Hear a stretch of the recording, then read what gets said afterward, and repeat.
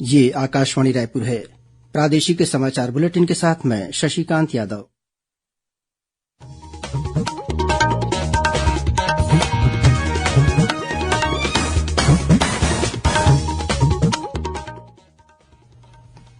और अब पेश है आज के मुख्य समाचार। राज्य सरकार ने प्रदेश के अधिकारी कर्मचारियों के महंगाई भत्ते में 5% की बढ़ोत्तरी की। बढ़ी हुई दर इसी माह अक्टूबर से प्रभावी होगी। रायपुर के इंदिरा गांधी कृषि विश्वविद्यालय में आज से शुरू हुई अंतर्राष्ट्रीय कृषि मड़ई। भूतपूर्व सैनिकों को दी जाने वाली विभिन्न सहायता राशि और सम्मान राशि में की गई बढ़ोत्तरी। राज्यपाल की अध्यक्षता में हुई सैनिक कल्याण बोर्ड की बैठक में दी गई मंजूरी। और छत्तीसगढ़िया ओलंपिक का दूसरा चरण कल से शुरू होगा।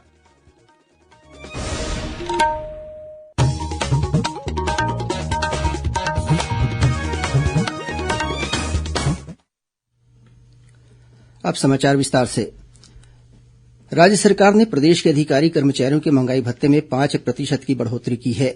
इस संबंध में आज वित्त विभाग ने आदेश जारी कर दिया है। महंगाई भत्ते की बढ़ी हुई दर इसी माह अक्टूबर से प्रभावी होगी और इसका नकद भुगतान 1 अक्टूबर से किया जाएगा। इस वृद्धि के बाद प्रदेश में 7वें वेतनमान से वेतन पाने वाले अधिकारी कर्मचारियों को 33% महंगाई भत्ता मिलेगा। महंगाई भत्ते में वृद्धि का यह आदेश यूजीसी, एआईसीटीई और आकस्मिकता के वेतन पाने वाले कर्मचारियों के लिए भी लागू होगा। वहीं राज्य शासन से 6वें वेतनमान से वेतन पाने वाले कर्मचारियों के महंगाई भत्ते में 12% की बढ़ोत्तरी की गई है। अब उन्हें 189% की जगह 201% महंगाई भत्ता मिलेगा। रायपुर के इंदिरा गांधी कृषि विश्वविद्यालय में आज से अंतर्राष्ट्रीय कृषि मड़ई का आयोजन किया जा रहा है। 18 अक्टूबर तक चलने वाले इस मड़ई में पहले दिन अंतर्राष्ट्रीय और राष्ट्रीय स्तर के कृषि संस्थानों के निदेशक, कृषि वैज्ञानिक, विभिन्न कृषि उत्पाद निर्माता कंपनियों के वरिष्ठ अधिकारी, स्टार्टअप्स उद्यमी और बड़ी संख्या में प्रगतिशील किसान शामिल हुए। कृषि मड़ई एग्री कार्निवाल में आज भविष्य के लिए पर्याप्त भोजन की उपलब्धता और इसके लिए अपनाई जाने वाली आधुनिक तकनीक के उपयोग से फसलों की उपज में वृद्धि पर विचार विमर्श किया गया। कार्निवाल में 10 अफ्रीकी देशों Uganda, Zimbabwe, Madagascar, Senegal, Ethiopia, Namibia, Ghana, Mali, Seychelles के अलावा साउथ एशियन देश नेपाल, बांग्लादेश, श्रीलंका और भारत सहित लगभग 15 देशों के कृषि वैज्ञानिक शामिल हुए। कृषि मड़ई का आयोजन इंदिरा गांधी कृषि विश्वविद्यालय रायपुर द्वारा राज्य शासन के कृषि विभाग, छत्तीसगढ़ बायोटेक्नोलॉजी प्रमोशन सोसायटी, अंतर्राष्ट्रीय चावल अनुसंधान संस्थान, फिलीपींस, नाबार्ड सहित अन्य संस्थाओं के सहयोग से किया जा रहा है। राज्यपाल अनुसुईया उइके की अध्यक्षता में कल राजभवन में सैनिक कल्याण बोर्ड छत्तीसगढ़ के राज्य प्रबंधन समिति की बैठक हुई। बैठक में 11 निर्धारित एजेंडों पर चर्चा कर भूतपूर्व सैनिकों के हित में महत्वपूर्ण फैसले किए गए। इस दौरान द्वितीय विश्व युद्ध के पेंशनरों को प्रतिमाह दी जाने वाली चिकित्सा सहायता राशि 7,000 से बढ़ाकर 10,000 रूपये करने की स्वीकृति दी गई। वहीं भूतपूर्व सैनिकों को दी जाने वाली विभिन्न सहायता राशि और सम्मान राशि में भी बढ़ोत्तरी को मंजूरी दी गई। बैठक में राज्यपाल ने मुख्य सचिव अमिताभ जैन से कहा कि राज्य शासन द्वारा शासकीय सेवा में भर्ती के लिए जारी विज्ञापनों को सैनिक कल्याण बोर्ड को भी प्रेषित किया जाए ताकि बोर्ड को भूतपूर्व सैनिकों के लिए आरक्षित सीटों की जानकारी मिल सके और इससे भूतपूर्व सैनिकों को अवगत कराया जा सके। रायपुर की विशेष अदालत ने आईएएस समीर बिश्नोई सहित अन्य आरोपियों को कल शाम 8 दिन की रिमांड पर देने का फैसला दिया। ईडी की टीम ने जिला न्यायालय के विशेष जज अजय कुमार राजपूत की कोर्ट में बिश्नोई सहित कारोबारी लक्ष्मी तिवारी और सुनील अग्रवाल को पेश कर 14 दिन की रिमांड मांगी थी। दोनों पक्षों को सुनने के बाद अदालत ने आरोपियों को 8 दिन की रिमांड पर भेजने का निर्णय सुनाया।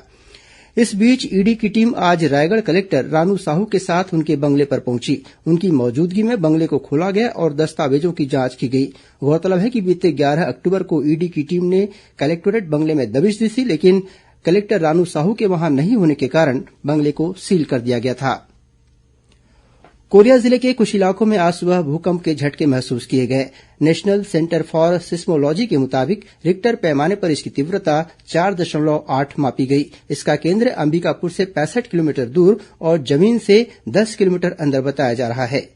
मिली जानकारी के अनुसार आज सुबह करीब 5:30 बजे कोरिया जिले में बैकुंठपुर से लगभग 7 किलोमीटर दूर गेज बांध राकिया के पास भूकंप के झटके महसूस किए गए। गौरतलब है कि कोरिया जिले में बीते 4 महीने के दौरान 4 बार भूकंप के झटके आ चुके हैं।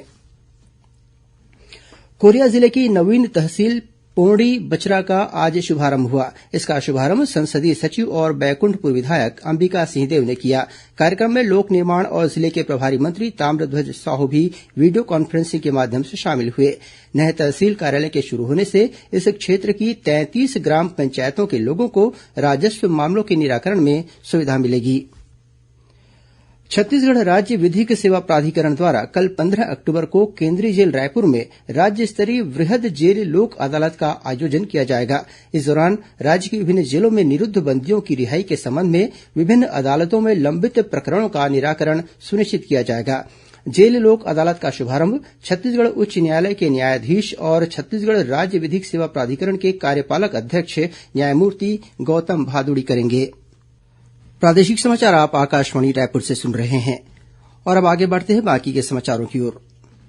श्रोताओं, आकाशवाणी केन्द्र से हर शनिवार को प्रसारित किए जाने वाले समसामयिक विषयों पर आधारित कार्यक्रम बातों बातों में इस बार मानसिक स्वास्थ्य के विभिन्न पहलुओं पर मनोचिकित्सक डॉक्टर सुरभि दुबे से ली गई भेंटवार्ता प्रसारित की जाएगी। इसका प्रसारण आकाशवाणी केन्द्र रायपुर से कल 15 अक्टूबर को सुबह 10:30 बजे से किया जाएगा। इसे छत्तीसगढ़ स्थित आकाशवाणी के सभी केन्द्र रिले करेंगे। छत्तीसगढ़ के पारंपरिक खेलों को वैश्विक पहचान दिलाने के उद्देश्य से प्रदेश में इन दिनों छत्तीसगढ़िया ओलंपिक का आयोजन किया जा रहा है। इसका दूसरा चरण कल से शुरू होगा। जोन स्तर पर 20 अक्टूबर तक होने वाली इस स्पर्धा के दूसरे चरण के लिए 2725 टीमों और व्यक्तिगत खेलों में 2084 प्रतिभागियों का चयन किया गया है। इससे पहले छत्तीसगढ़िया ओलंपिक के तहत 6 से 11 अक्टूबर तक आयोजित पहले चरण में 1 लाख से अधिक प्रतिभागियों ने विभिन्न खेल स्पर्धाओं में हिस्सा लिया था। गौरतलब है कि छत्तीसगढ़िया ओलंपिक के तहत गिल्ली डंडा, पिट्टुल, संखली, लंगड़ी दौड़, कबड्डी, खो खो और रस्साकसी जैसे 14 पारंपरिक खेलों के मुकाबले हो रहे हैं। छत्तीसगढ़िया ओलंपिक के लिए 6 स्तर निर्धारित किए गए हैं। उधर अंबिकापुर में आयोजित 22वीं राज्य स्तरीय शालेय क्रीड़ा प्रतियोगिता का समापन हो गया। इस स्पर्धा में प्रदेश भर के 800 से अधिक खिलाड़ी शामिल हुए।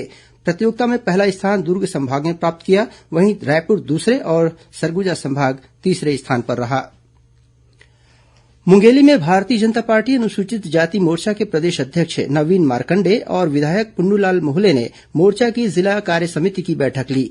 बैठक में श्री मार्कंडे ने कार्यकर्ताओं से गांव गांव और घर घर जाकर लोगों से संपर्क करने के साथ ही विद्यार्थियों के बीच पहुंचकर उन्हें केन्द्र की भाजपा सरकार की जनहितैषी कार्यों के बारे में जानकारी देने का आह्वान किया। इस बीच महासमुंद में भारतीय जनता युवा मोर्चा के कार्यकर्ताओं ने प्रदेश में कानून व्यवस्था की बिगड़ती स्थिति के लिए राज्य सरकार को जिम्मेदार ठहराते हुए बरौंडा चौक पर विरोध प्रदर्शन किया।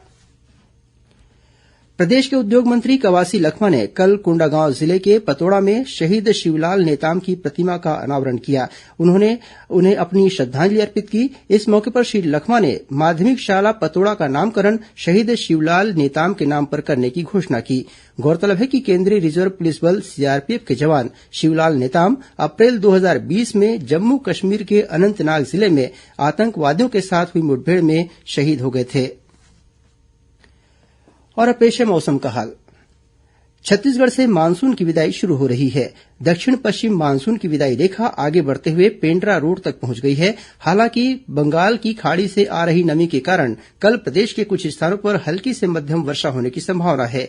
मौसम विभाग ने प्रदेश में 1-2 स्थानों पर गरज चमक के साथ वज्रपात होने की चेतावनी भी दी है। और अब कुछ खबरें संक्षेप में। हिमाचल प्रदेश विधानसभा चुनाव के लिए 12 नवंबर को एक ही चरण में मतदान होगा। मतगणना 8 दिसंबर को होगी। पूर्व राष्ट्रपति महान वैज्ञानिक भारत रत्न डॉक्टर एपीजे अब्दुल कलाम की कल जयंती है। इस मौके पर मुख्यमंत्री भूपेश बघेल ने उन्हें नमन करते हुए कहा है कि मिसाइल मैन के नाम से जाने जाने वाले डॉक्टर कलाम के नेतृत्व ने भारत का नाम अंतरिक्ष कार्यक्रम और सैन्य मिसाइल के क्षेत्र में बुलंदियों पर पहुंचा दिया।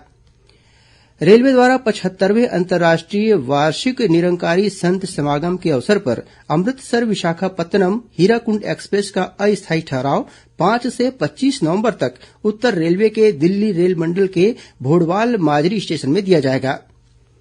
छत्तीसगढ़ लोक सेवा आयोग द्वारा आयोजित वैज्ञानिक अधिकारी परीक्षा 2022 और कैजुअल्टी मेडिकल ऑफिसर परीक्षा 16 अक्टूबर को सुबह 10 बजे से संचालित की जाएगी। मुंगेली जिले के लोरमी विकासखंड में धान खरीदी, पंजीयन और गिरदावरी में भ्रष्टाचार का आरोप लगाते हुए भाजपा किसान मोर्चा ने राज्यपाल के नाम कलेक्टर को ज्ञापन सौंपा। आरक्षण के मुद्दे को लेकर गरियाबंद में आदिवासियों ने रैली निकाली और कलेक्टोरेट के सामने राष्ट्रीय राजमार्ग पर बैठकर प्रदर्शन किया। इस रैली में करीब 4,000 आदिवासी शामिल हुए। जशपुर जिले के ग्राम कदमटोली घोलेंग में बीते 5 अक्टूबर को हुए तिहरे हत्याकांड के मामले में पुलिस ने 6 आरोपियों को गिरफ्तार किया है। कांकेर जिले में चारामा कंडिल के पास ट्रक की चपेट में आने से मोटरसाइकिल सवार 2 युवकों की मौत हो गई। दुर्ग जिले के भिलाई 3 थाना क्षेत्र के ग्राम हथखोज स्थित एक केमिकल फैक्ट्री में अचानक आग लग गई। फायर ब्रिगेड की मदद से आग पर काबू पा लिया गया। और राजनांदगांव जिले के ग्राम मोहगांव में आभूषण चमकाने के नाम पर 19 तोला चांदी की ठगी करने के आरोप में पुलिस ने 3 युवकों को गिरफ्तार कर जेल भेज दिया है। तीनों आरोपी बिहार के रहने वाले बताए जाते हैं। अंत में मुख्य समाचार एक बार फिर। राज्य सरकार ने प्रदेश के अधिकारी कर्मचारियों के महंगाई भत्ते में 5% की बढ़ोतरी की। बढ़ी हुई दर इसी माह अक्टूबर से प्रभावी होगी। रायपुर के इंदिरा गांधी कृषि विश्वविद्यालय में आज से शुरू हुई अंतर्राष्ट्रीय कृषि मड़ई। भूतपूर्व सैनिकों को दी जाने वाली विभिन्न सहायता राशि और सम्मान राशि में की गई बढ़ोतरी। राज्यपाल की अध्यक्षता में हुई सैनिक कल्याण बोर्ड की बैठक में दी गई मंजूरी। और छत्तीसगढ़िया ओलंपिक का दूसरा चरण कल से शुरू होगा। इसी के साथ प्रादेशिक समाचार बुलेटिन समाप्त हुआ। नमस्कार।